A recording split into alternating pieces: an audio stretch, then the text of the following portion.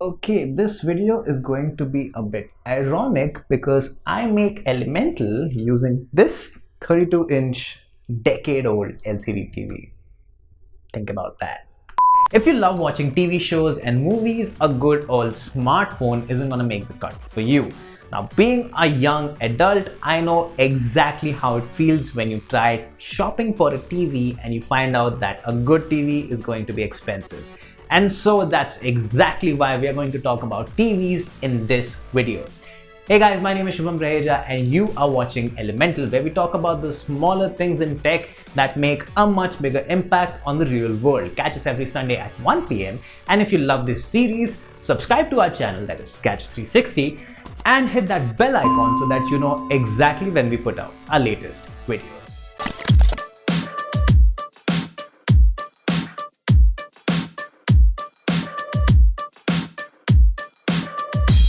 Now let's start with choosing your budget, because there's no point trying to buy anything without a budget constant. And this is something that we have talked about in our laptop buying guide, which you can find somewhere over here.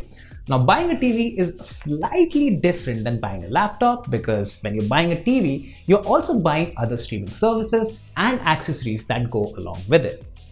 You will have to factor in the cost of getting a Netflix, Amazon Prime, Hotstar, or YouTube Premium subscription. You will also need to pair up your TV with a good set of speakers. Since there are so many budget TV offerings in India, you'll come across several big TVs these days at really low prices. You may also be tempted to pick up the biggest one for you at the price, since the value for money is everything. Except it doesn't always work that way, and you will do more harm than good to your eyes and neck by buying a TV that's bigger than the recommended size. Which makes the perfect segue to step 2, and that is picking the right size. Now, there are a lot of online websites that can actually help you out with this, but here's how it works. First, measure how far the TV will be from your normal sitting position. The idea is to be able to see the entire screen without moving your eyes and head too much. You can use an online website that does math for you, and you will also have to make sure that the TV is neither too close nor too far from where you are sitting for the ideal viewing experience. TV sizes can vary anywhere between a measly 32 inches all the way to a massive 85 inches. So just be warned that it can get a little bit overwhelming out there. And this brings us to step 3, and that is choosing the desired resolution. Before we get started with this, let me quickly tell you that 720p or HD displays are actually obsolete for anything beyond 32 inches. So only consider them if you're planning to buy a really small TV. Now, when it comes to other resolutions, you have 1080p or Full HD, you have 4K, and also 8K these days. But which resolution is the correct one for you? This is a slightly tricky question to answer, because it depends on a lot of other things, like how far you're going to be sitting from a TV, how big the TV is, and more importantly, what's the choice of input that you have of your streaming device. If your viewing room is compact and if you're going for anywhere between 32 to 43 inches, Full HD should be just fine. But if you have a larger house, you may want to check out 4K TVs. Why is that? It's because the size of the TV's resolution, and the distance at which you sit are closely related, and 4K truly has an impact only with screen sizes of 43 inches and above. If you have a TV that is too big and if you have 1080p resolution, you will start noticing pixels, and they really start to annoy you after a while. If your TV is small, you wouldn't require a 4K resolution because you wouldn't perceive it. Also, if you sit at a considerable distance from your TV, you wouldn't be able to see the individual pixels. You should also choose your resolution by figuring out the choice of media streaming devices available to you. If you have a 1080p set-top box or a Fire Stick, you aren't going to see jaw-dropping picture quality on your 4K TV. Sure, some TVs do have good upscaling tech, meaning they try to make lower resolution videos optimized for 4K by accounting for the pixels, but that's like saying that car on the street is a Ferrari because it's red. It's not. Now let's tiptoe into step 4 and pick the right kind of panel for you. Now this mainly relies on the kind of surroundings that you have, the kind of performance that you're expecting, and the price that you're willing to pay. Now, TVs are mainly classified into two types. One is LCD or liquid crystal displays, and one is OLED or organic light emitting diodes. LED TVs and quantum LED TVs or QLEDs are actually subtypes of LCD TVs. Now, I'm quickly going to walk you through the benefits and caveats of each of these TV types, but if you want a separate video for them, do let me know in the comments.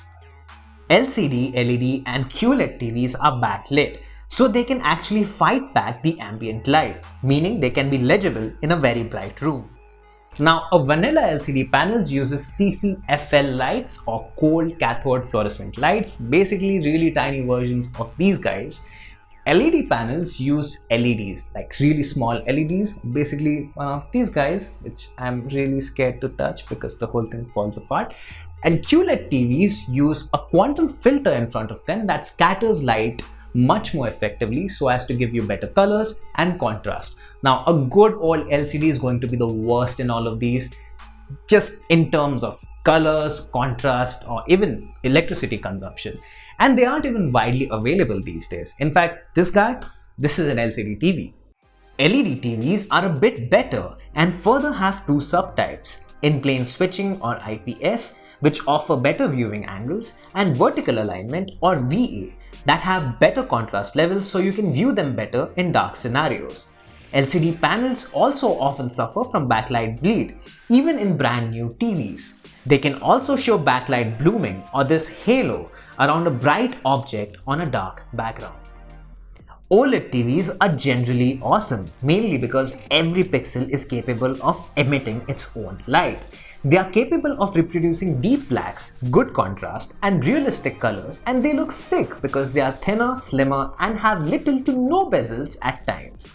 They also have better viewing angles and no backlight blooming issues, but they are pricey and they don't offer as high brightness levels as LED or QLED TVs.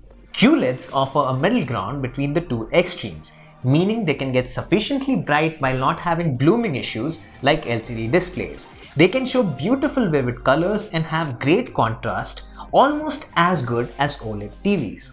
They are priced a notch higher than LED TVs but slightly lower than OLEDs, and only a few makers sell them in India, which include OnePlus, Samsung, View and TCL, to name a few. Coming to step 5, and that is the smartness of your TV. Most TVs these days come with their own smart TV UIs, but that's not where it ends because it has to be usable. Most budget offerings offer really bad specs or really bad UI or even both.